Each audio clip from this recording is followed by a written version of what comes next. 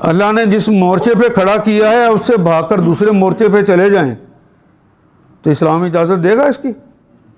آپ کو اللہ نے پاک سر زمین کے اندر رکھا، اس کے سارے فوائد آپ نے حاصل کیے، اور اس کو کافروں کے حوالے جو اللہ کے دین کو نافذ نہیں کرنا چاہتے وہ چھوڑ کے چلے جائیں تو اللہ معاف کر دے گا؟ یہ کیسے ممکن ہے؟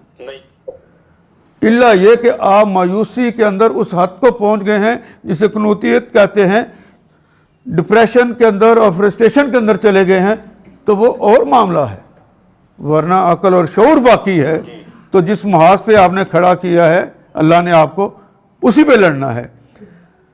غزوہ احد میں بدر کی نسبت مسلمانوں کی تعداد زیادہ تھی، لیکن جہاں عبداللہ بن جبیر کی قیادت میں 50 تیر انداز کھڑے کیے گئے تھے، انہوں نے اس محاذ کو صرف چھوڑا تھا، ایمان نہیں چھوڑا تھا۔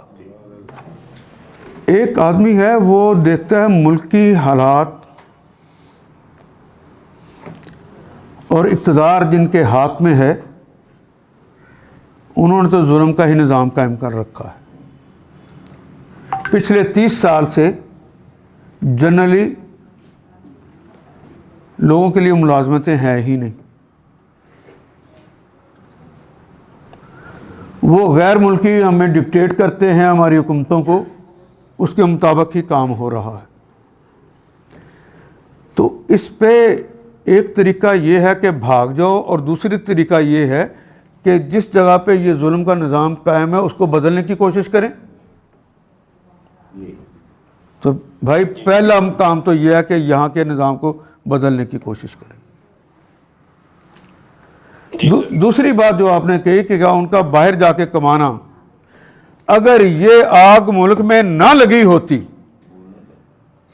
اگر یہ آگ نہ لگی ہوتی تو پھر میں کہتا کہ جس ملک میں بھی جا کے کام کرو، زر مبادلہ پاکستان میں آئے گا، یہ اچھی بات ہے۔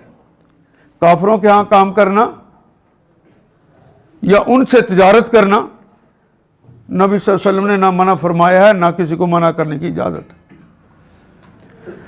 نبی اکرم صلی اللہ علیہ وسلم جس زمانے میں روم اور اس کے ارد گرد کی ریاستوں کے اندر جہاں رومی حکومت تھی، شام وغیرہ، فلسطین، اس وقت ان کی حکومت تھی، لیکن وہاں تجارت کرتے تھے۔ دبئی کے اندر تجارت حضور صلی اللہ علیہ وسلم نے کی ہے۔ ہندوستان کے 27 افراد کی ملاقات نبی صلی اللہ علیہ وسلم سے ثابت ہے۔ وہ تاجر لوگ تھے جو یہاں سے جاتے تھے، اور ان کے ذریعے اسلام یہاں پہ پہلے پہنچا تھا۔ جو مالبار کے ساحلی علاقہ ہے اس کے ذریعے پہلے پہنچے لوگ۔ یہ ٹھیک ہے، باہر کے جا کے کام کرنا کوئی غلط نہیں ہے، لیکن گھر میں آگ لگی ہو